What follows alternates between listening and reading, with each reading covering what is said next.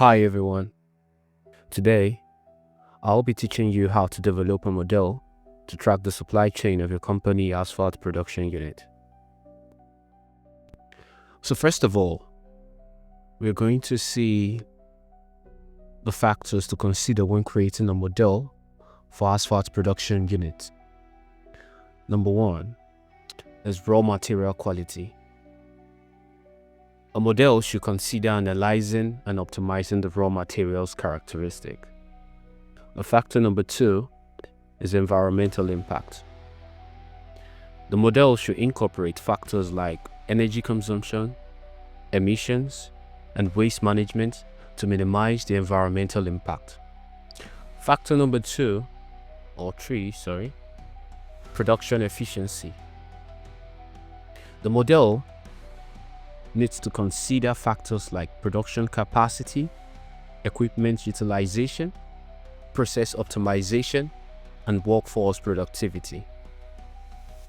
Factor number four, quality control. This model needs to incorporate quality control measures like testing, protocols, statistical process controls, and feedback mechanism. While the last factor will be safety and maintenance. A model should consider safety protocols, preventive maintenance schedules, and equipment reliability. So we'll be creating a simple model using Microsoft Excel. So, the material commonly used in producing asphalt in African countries are aggregate and bitumen, while diesel is used to power up the generators and also used to heat the bitumen. The following are the type of aggregate we use in producing asphalt, which are 2 to 10 mm, 5 to 15 mm, dust 15-22 mm. Now, when materials are received in the construction company, they go directly to the weighbridge. What is weighbridge? Weighbridge is also known as weigh station or truck scale, which is a vital piece of equipment commonly used in construction companies and other industry. Its primary purpose is to accurately measure the weight of vehicles, including trucks and trailers carrying loads of materials or goods. The basic uses of weighbridge are two. Number one, material quantification. Number two, quality control. Number three, load management. 4, cost management. 5, compliance and regulation. 6, data analysis and reporting.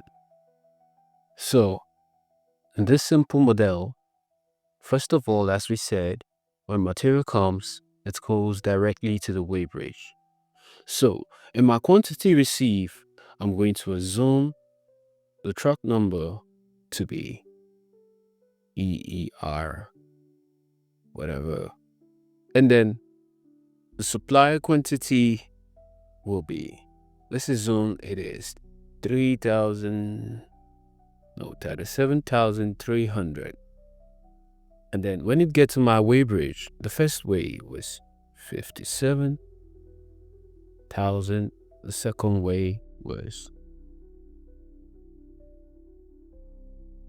20,000. So the net weigh will be equals to F minus G. Okay? So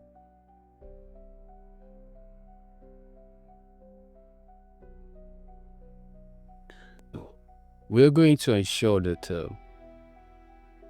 we identify the type of material we're receiving.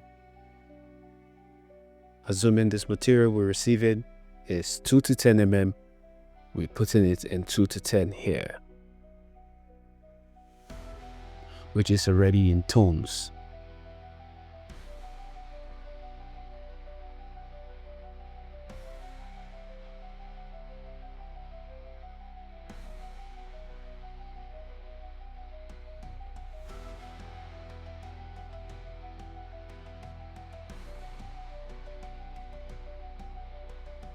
Okay, So we received 2 to 10 mm, which is in tons.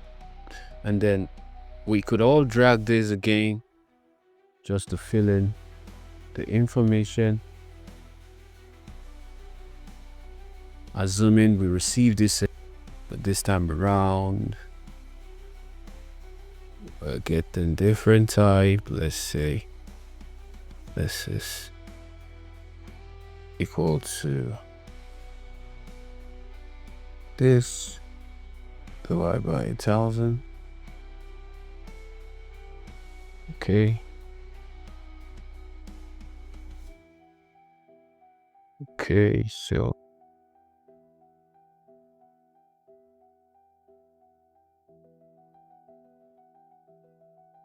all right, so H7 divided by 1000. Okay, so let's just make it like this. And we go to the bitumen. You could just assume a figure. Receive 200 tons of bitumen. Receive 20,000 liters of diesel. Right? So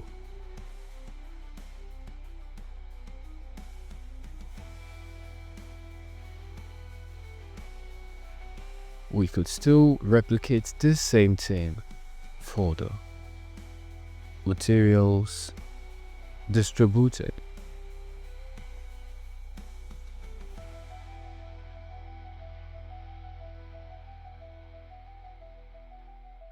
Now, welcome back.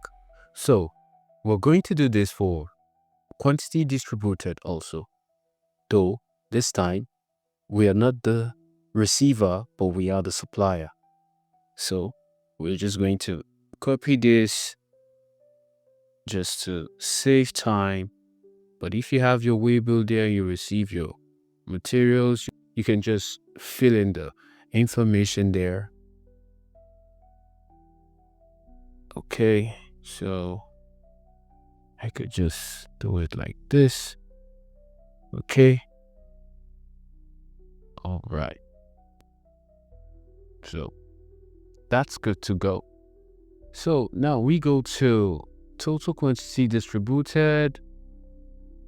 All we're going to do here is for the total quantity distributed for 0 to 5 mm. I'm gonna take this off, delete this. Yeah, it's better now. So we're just going to take the sum of this, but distributed. We know 2 to 10 have just this.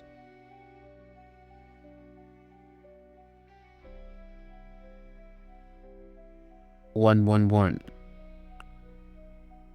Okay, so we come here for 2 to 10. We could put 1. All right. So for 515 mm, we check just 37. So we input 37 over here. 37 tons. Okay. All right. So we can just put in our tons for easy identification. Okay. So let's see, what are the information do we have here? Oh, sorry about this. Okay, so bringing this in 148, and so for 1522 we're bringing out 148. So let's just assume we got like 30 tons of this. Yeah, we distributed 30 tons outside there. All right, so we do this also for quantity received and just zoom. Taking this off. Okay, so we could just bring this also. If you have your way bill, as I said before, you could just copy it the way it is. This is just for exercise. So, okay. All right, so we're good. So we're done with the total quantity distributed, total quantity received, quantity distributed, and quantity received. Okay, so all right, so now this is what we have to do to get our model running. We're fixing our quantity received with all the materials we need, quantity distributed with all the materials we need, and then we have two types of asphalt. As I said before, we have the binding and the wearing cost. The difference between this is that most times in the wearing cost, we don't have 1522 mm. Okay, so I believe that's clear. Okay, so most of these figures here were just created as the material received, but normally you're going to link these cells between this here, total quantity received. You're just going to link them together like this is. You can just come here and that's for dust. Did I just take for dust? Okay, let's see. Yeah, that's for dust. So we can just say for dust throughout the day, throughout the lines, we just have just 30 tones. We can just do this. Okay, 30 tones. Same also, we could do it for when we come to distributed. We can just go here, distributed, and we can just link those cells together. Okay, so all right,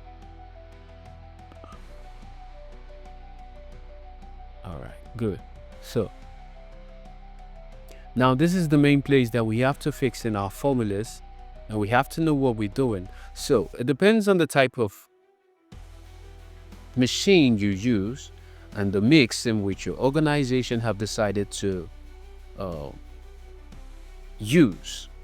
So some might use 350 kg per ton, some might use 130 kg per ton for 210, some might use 230 kg per ton for 515 mm, some might use 1522 mm for 290 kg per ton, and some use for bitumen 55 kg, 50 kg, some use 60 kg per ton, and the diesel depends on the type of plant you use, also the generator you use, and stuff like that. So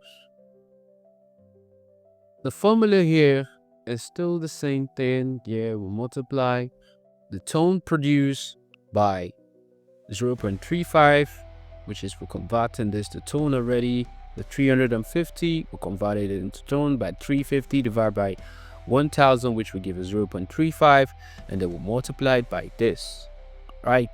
Okay, so there's the same thing that goes around here. So that next time when you just fix in your formula, if we put in 30 was the total as we produce, it automatically does that. Same goes to the wearing cost. When you fix it 20, okay, when you fix it 20, automatically it solves everything for you. All you have to do is to ensure you fix in all of these formulas, which are not far-fetched. It actually depends on what you guys have decided. All right. So to calculate the daily consumed, we're going to plus the quantity distributed, the quantity in binding cost of that same material, and the quantity in wearing cost, which will be I8, P8, W8, which are this 11, 105, and 50. Okay, I8, P8, W8. Okay, so the balance, since we already have an opening balance here, which was stated from the beginning here, 290. We plus our opening balance plus receive aggregate minus the daily consumed, okay, which is this. Opening balance 310 plus the received aggregate of 515 minus this daily consumed. That's how we get our balance. So we could just drag and drop. Okay, so that settles it for this segment. Finally, before we wrap up, we need to understand the elements of ownership cost. The elements of ownership cost are crucial when developing a model for an asphalt production unit because they help assess the overall financial feasibility and profitability of the operation.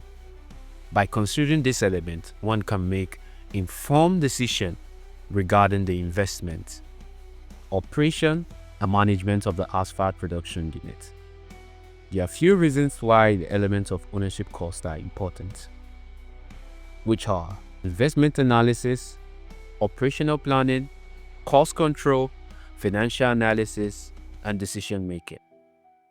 So now, what is ownership cost? Ownership cost is the cumulative result of those cash flows and owner experiences whether or not the machine is productively employed on a job. Most of ownership cash flows are expenses, but a few are cash inflows, and one serves to prevent a cash outflow. The most significant cash flow affecting ownership costs are purchase expense, salvage value, tax saving from depreciation, major repairs and overhauls, property tax, insurance, storage, and miscellaneous. We also need to understand the element of operating costs, because the element of operating costs are important when developing a model.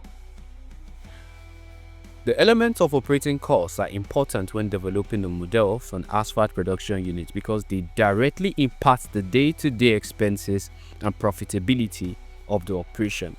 By considering this element, one can accurately estimate the costs associated with running the asphalt production unit and make informed decisions regarding resource allocation, pricing, and operational efficiency. Operating cost is the sum of those expenses an owner experience by working a machine on a project. Typical expenses include the following: fuel, lubricant, filters and grease, repairs, tires, replacement of high items. Normally, fuel expense is best determined by measurement on the job. Accurate service record communicates how many gallons of fuel a machine consumes over what period of time and under what job conditions.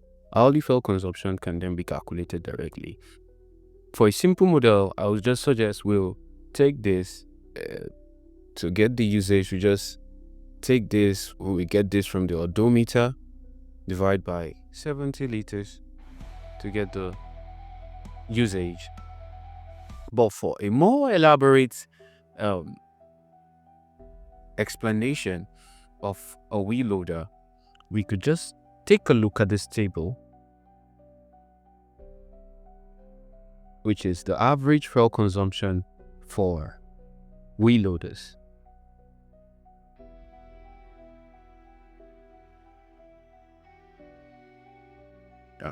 So, fuel consumptions can also be calculated on a theoretical basis. The resulting theoretical values must be adjusted by time and load factors to account for working conditions. This is because the theoretical formulas are derived based on the engine operating at maximum output. Two working conditions must be considered when estimating fuel consumption: the percentage of time and at what percentage of rated horsepower, which is the throttle load factor. When operating under standard condition, a gasoline engine will consume approximately 0.06 gallon of fuel per flywheel horsepower per hour. A diesel engine will consume approximately 0.04. So, assuming we're going to use a 220 horsepower kind of wheel loader, and we're going to calculate the fuel consumption. A simple way to do that, assuming if we're going to calculate this, we have to consider the throttle load. So let's assume the throttle load is 0.9, 0.9, 0.9. Okay, let me just show you something that most people won't teach you. So let's assume also the time factor is 0.092, and then remember I told you that a diesel engine will approximately consume about 0.04 gallon per hour. So you can just multiply this also by 0.04 multiplied by this 220, because we're using the 220, we'll multiply it, and then so our final answer is 0.1 gallon per hour. Okay, so for more elaborate, we could incorporate this into our model, but for just this simple model, we could just use this. Okay, so now the last stuff we're going to talk about is the salvage value. Normally, salvage value is the cash inflow a firm receives if a machine still has value at the time of its disposal. This is a cash inflow that will occur at future date. So for us to calculate salvage value, it's simple. We could just use this formula over here. We're going to use the annual sinking fund to get our salvage value, so that we could know when to dispose, how much we're disposing this that we bought, the wheel loader that we bought at $23,000. So using the annual sinking fund, we can just use this formula, this, and then we take a certain percentage. I wrote down 0.07, 0.7, or 7. So you take, let's say you use 0. This, you divide, and then you use your power function, right? Okay. So use your power function, and power function 1 plus this, the close bracket, sorry. So use the power function. Let me do this again. So you use this formula. Let's use this. There's the interest. Divide by just the power function. Power function. Okay. Use the power function 1 plus I, our interest. We use our life expectancy, our total life expectancy, close bracket, minus 1. Okay. Oh. Okay. So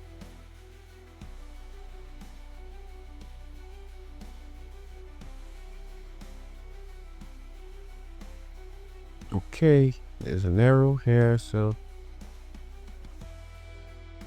okay. Now we're good to go. So in order for you to just get your salvage value, you can just take this equals to this, multiply by this. Okay. There you have it. You're selling your machine at 10 years time for this amount.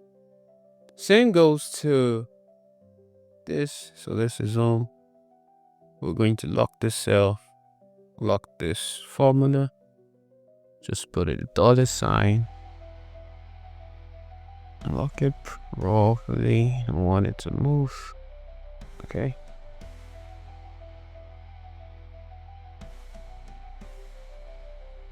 All right. So you can just drag and drop all of this. Yeah.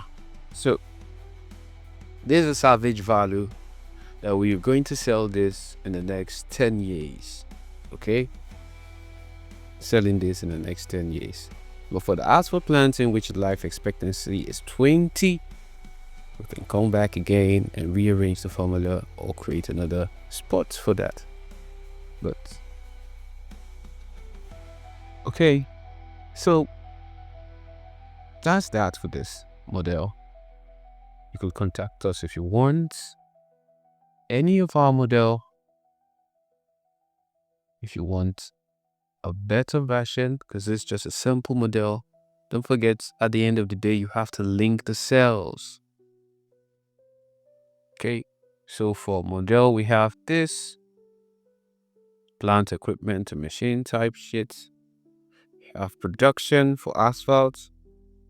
We have quantity distributed, quantity received, total quantity distributed, quantity, total quantity received, consumption of balance. So thank you.